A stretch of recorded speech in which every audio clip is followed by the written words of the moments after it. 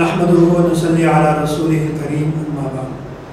د قرباني متعلق دا هم یو ډیره اهمه مسله ده چې غټ سروي په دې کې وکسان شریک کېدل شي.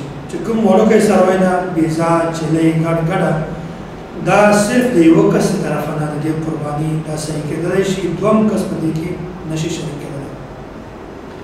او داسې کله چا پلار د چا والد صاحب دا صاحب نصاب مالدار په دې باندې هم قرباني واجب ده. او کله چا مور دا مالدار وي هغه نصاب ته رسیدلې وي په دې باندې هم ځان ته قرباني واجب ده. درم نمبر باندې کله چا خزا دا صاحب نصاب او مالدار وي په دې باندې هم ځان ته قرباني واجب ده.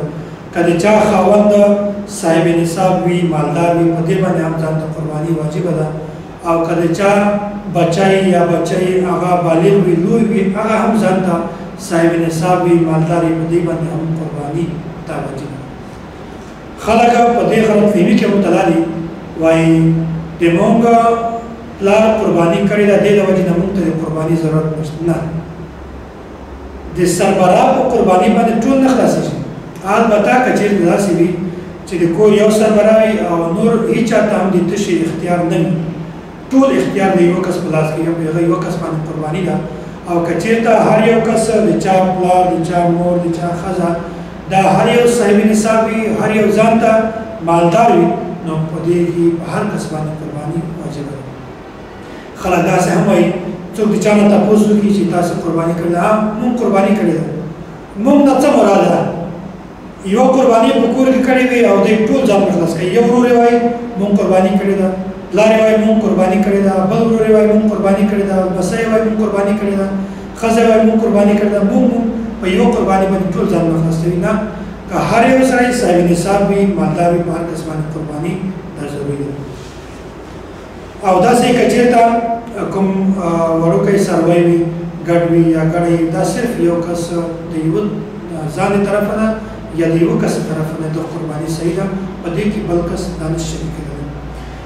سنن ابن ماجه کې حضرت ابن عباس رضی الله تعالی عنهما دا روایت ته وایي نبي علیه الصلاة والسلام فرمایي اتاه رجل فقال ان علی بدن. ابن عباس رضی الله تعالی عنہ فرمایي وایي رسول الله صلی الله علیه وسلم خدمت کې یو کس حاضر شو او ورته وویل ان علی بدنه وانا موسر بها ولا اجدها فاشتریها. وایي په ما باندې یو غټ څاروی دا واجب شوی ده او زه مالدار هم یم، خو زه اوس هغه نه میندوم چې زه هغه واخلم.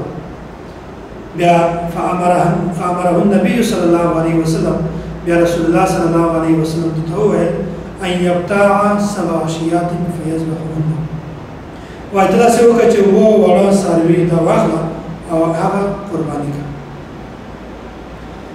دلته په دغه حدیث کې نبي علیه الصلاة والسلام دغه یو غټ څاروی دغه د وړو څارویو برابر قرار کړی دی چې غټ څاروی په تا باندې واجب ده، په هغه کې اووه کسان شریک کېدلی شي. لهذا که هغه ته اوس نشي میندولی د هغې مینداوېدل مشکل وي، بیا ته داسې وکړه چې یو مه اخله د یوې په بدله کې ته واخله.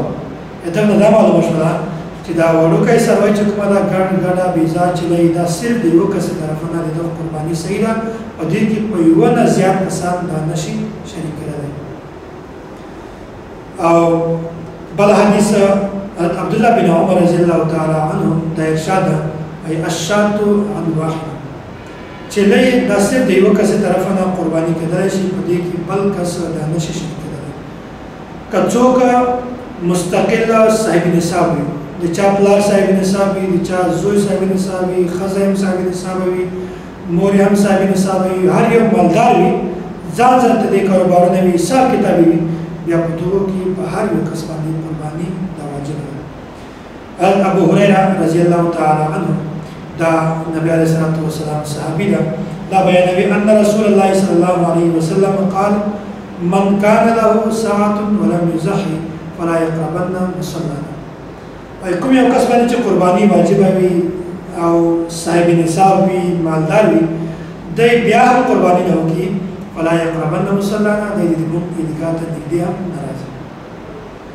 څومره غټه خبره ده چې کوم یو کس قرباني په هغه باندې واجب هم وي مالدار وي بیا هم قرباني نه کوي نبی علیه الصلاة والسلام دا یې عیدګاه نه کوي نو په هغه وخت کې سړي ته پته لګي چې یو کس ته چا کره ورشي او بیا دروازه پسې بنده کړي چې موږ کره مه راځه هلته به انسان ته پته لګي چې یاره دا خو څومره عجیبه وخت دی نو دې نه دا معلومه شوله چې قرباني دا واجبه ده ضروري ده او وړوکی څاروی چې کومه ده په دې کې صرف یو کس شریک کېدلی شي په یوه نه زیات کسان په دې کې نشي شریک کېدلی او که کوم یو کس مستقل صاحب نصاب په هغه کس باندې ځان ته قرباني واجبه ده او داسې امام فخر الدین عثمان بن علي زیلعي دا بیانوي ومثل هذا الوعید لا یلحق بترک غیر الوجب داسې وعید چې کومه ده دا د وجوب په پرېښولو باندې راځي چې کوم یو سړی واجب پرېږدي هغه باندې داسې وعید راځي او د وجوب نه بغیر داسې بل شي باندې دا وعید نه راځي نو ته دا معلومه شوه چې قرباني دا په هر صاحب نصاب باندې واجبه ده الله تعالی دې موږ تاسو ته په صحیح طریقه باندې د قرباني کولو توفیق نصیب کړي واخر دعوانا الحمد لله